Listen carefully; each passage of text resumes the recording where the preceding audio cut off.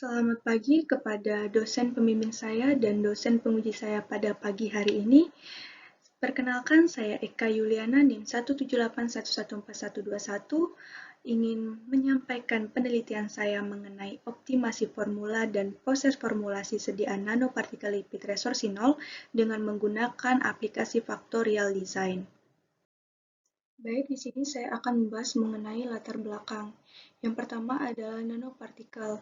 Nanopartikel ini merupakan partikel kecil dengan ukuran 10–1000 nanometer. Nanopartikel bertujuan untuk mengatasi kelarutan zat aktif yang sukar larut, memperbaiki bioavailabilitas yang buruk, serta memodifikasi sistem pengantaran obat. Nanopartikel lipid dapat diartikan sebagai partikel berukuran nano yang tersusun atas komponen molekul lipid. Nanopartikel lipid juga merupakan sistem pembawa berbasis nanoteknologi yang dikembangkan untuk formulasi senyawa aktif, yaitu obat yang mempunyai masalah baik dalam hal kelarutan dan stabilitas terhadap oksidasi maupun cahaya.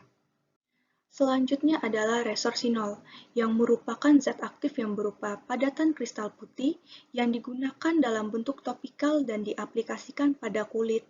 Akan tetapi, absorpsi dari resorsinol pada kulit sangatlah rendah, yaitu kurang dari 1%. Masalah absorpsi resorsinol oleh kulit menciptakan ide untuk membuat sediaan resorsinol dalam bentuk efisiensi enkapsulasi nanopartikel lipid, agar dapat meningkatkan absorpsi resorsinol sehingga dapat meningkatkan efektivitas dari resorsinol. Selanjutnya adalah metode sonikasi. Metode sonikasi ini merupakan metode sederhana yang dapat dipakai dalam memperkecil ukuran partikel. Bahan yang disonikasi akan terpapar oleh gelombang ultrasonik yang dapat memecah partikel besar menjadi partikel yang lebih kecil, sehingga didapatkan ukuran partikel nano. Selanjutnya adalah ukuran partikel. Ukuran partikel merupakan parameter yang penting karena dapat meningkatkan sudut kontak dengan stratum corneum, maka akan terbentuk lapisan film yang dapat mencegah hilangnya molekul air dalam kulit. Selanjutnya adalah efisiensi penjerapan atau encapsulation efficacy atau EE. Ditentukan dengan mengukur konsentrasi dari obat bebas di dalam suatu medium cair. Efisiensi penjerapan dapat diperoleh dengan menghitung jumlah obat yang digunakan di dalam sistem pembawa dengan jumlah obat yang tidak terperangkap oleh sistem pembawa. Selanjutnya adalah rumusan masalah. Jadi dalam penelitian ini mempunyai dua rumusan masalah.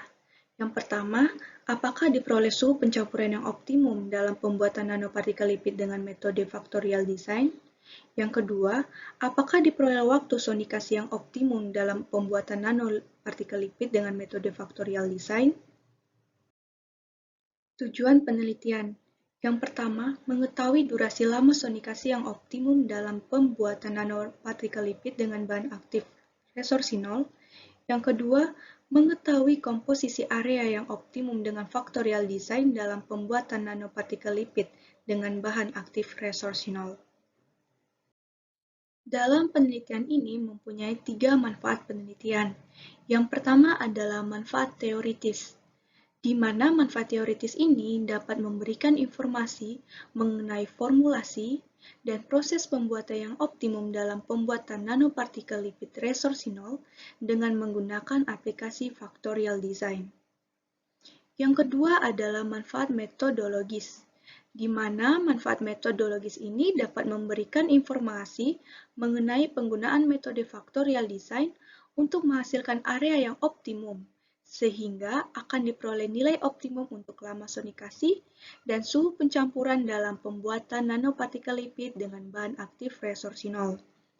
Yang ketiga adalah manfaat praktis.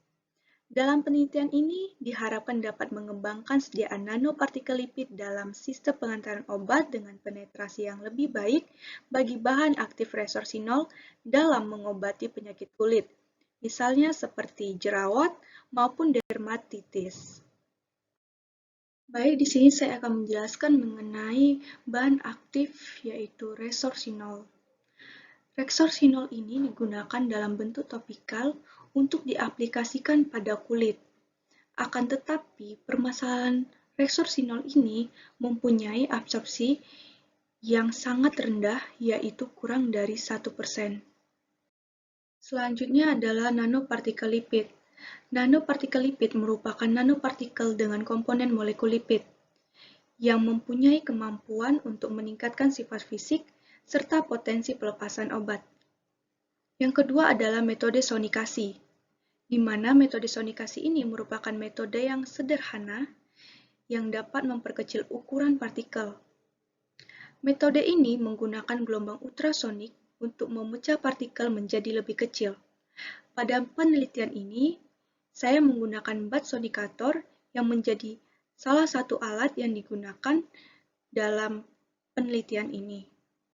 Selanjutnya adalah factorial design, yang merupakan desain eksperimental di mana menggunakan kombinasi dari dua level faktor yang telah ditetapkan pada saat pengujian.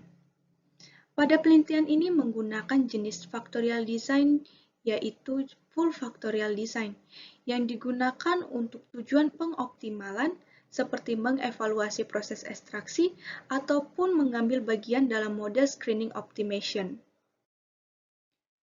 Selanjutnya adalah landasan teori.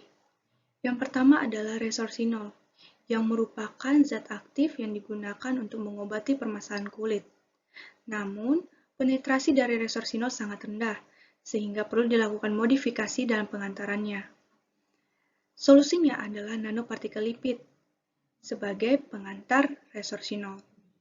Yang kedua adalah pembuatan nanopartikel lipid sebagai sistem pengantaran obat yang mempunyai berbagai metode dalam membuatnya. Salah satunya adalah metode sonikasi. Lama sonikasi dan suhu pencampuran dalam pembuatan nanopartikel lipid sangat penting untuk diperhatikan, karena akan mempengaruhi hasil akhir dari produk nanopartikel lipid yang dibuat. Hipotesis dalam penelitian ini yaitu diperolehnya area yang optimum dengan aplikasi factorial design dan diperoleh formulasi serta proses pembuatan nanopartikel lipid resorcinol yang optimum. Selanjutnya adalah metodologi penelitian. Yang pertama adalah jenis penelitian. Jenis penelitian ini adalah eksperimental dengan menggunakan factorial design untuk memperoleh hasil akhirnya. Kemudian alat yang digunakan, yaitu mortir dan stamper, bat sonikator, ultrathorax homogenizer, gelas ukur, blender, beker gelas, pipet tetes, batang pengaduk, timbangan analitik, sendok, termometer, hot plate stirrer, magnetic stirrer, water purificator, and PSA dengan particle size yaitu dynamic light scattering. Kemudian untuk bahannya yaitu resorcinol, aquabides, soy lecithin serbuk, serta etanol 70%. Selanjutnya adalah variabel, di mana dalam penelitian ini mempunyai 4 variabel. Yang pertama adalah variabel bebas, mencakup lama sonikasi dan suhu pencampuran. Yang kedua adalah variabel tergantung, di mana mencakup ukuran partikel yang terbentuk, serta persentase dari efisiensi enkapsulasi.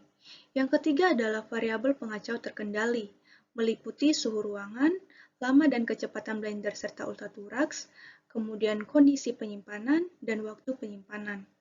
Yang keempat adalah variabel pengacau tak terkendali, meliputi kelembapan udara selama pembuatan hingga pada saat penyimpanan nanoliposom. Selanjutnya adalah pembuatan nanopartikel lipid. Yang pertama, dispersikan serbuk soy lecithin sebanyak 8,7 gram dalam aquabides dengan suhu 60 derajat Celcius. Kemudian kontrol suhu pada 60 derajat Celcius dengan dilanjutkan di blender selama 1 menit dengan kecepatan high. Kemudian liposom di ultrathorax selama 1 menit dengan kecepatan skala 5, sambil senyawa resorcinol disiapkan dan dilarutkan dengan etanol PA secukupnya. Selanjutnya adalah proses sonikasi dengan penambahan liposom dan senyawa aktif secara bersamaan pada alat bat sonikator. Sonikasi dilakukan selama 30 menit dengan suhu 60 derajat Celcius. Baik, selanjutnya adalah faktor dan level yang digunakan pada penelitian ini. Yang pertama faktornya itu ada dua, suhu pencampuran dan lama sonikasi. Suhu pencampuran itu di level pertama yaitu 50 derajat Celcius, di level kedua adalah 60 derajat Celcius. Sedangkan untuk lama sonikasi pada level pertama yaitu 20 menit, pada level kedua adalah 25 menit. Selanjutnya adalah formula pembuatan nanoliposom resorsinol. Formula pertama solesitin 5 gram, kemudian formula kedua solesitin 6,5 gram, kemudian ada resorsinol pada formula pertama yaitu 0,1 gram dan pada formula kedua adalah 0,1 gram. Yang ketiga adalah air bidestilata pada formula pertama 100 ml dan pada formula kedua adalah 100 ml. Selanjutnya adalah uji ukuran partikel. Yang pertama, sebanyak 0,5 mikroliter nanoliposom dimasukkan ke dalam labu ukur 25 ml. Setelah itu di-add dengan air hingga tanda batas. Lalu sebanyak 2 ml larutan dimasukkan ke dalam kupet untuk diukur dengan PSA. Setelah itu, ukuran partikel yang diharapkan yaitu 100-150 nanometer dengan nilai polidispersitas yaitu lebih dari 0,3. Selanjutnya adalah determinasi obat bebas dan efisiensi enkapsulasi. Yang pertama, sebanyak 500 mikroliter larutan sampel dimasukkan ke dalam tabung mikrosentrifuge. Kemudian dilakukan pengenceran dengan etanol hingga 1000 mikro. Setelah itu disentrifugasi selama 30 menit pada kecepatan 15.000 rpm. Setelah itu, kadar obat bebas resorsinol dideteksi menggunakan metode HPLC. Baik, selanjutnya perhitungan persen EE yang dilakukan dengan rumus sebagai berikut. Persen EE yaitu bobot analit ditambahkan dikurang dengan bobot analit yang tak terenkapsulasi per bobot analit yang ditambahkan dikali dengan 100%. Berikut adalah jadwal penelitian saya. Terima kasih atas dosen pembimbing saya serta dosen penguji saya pada hari ini serta teman-teman yang telah hadir dan mendengarkan presentasi yang telah saya sampaikan. Terima kasih.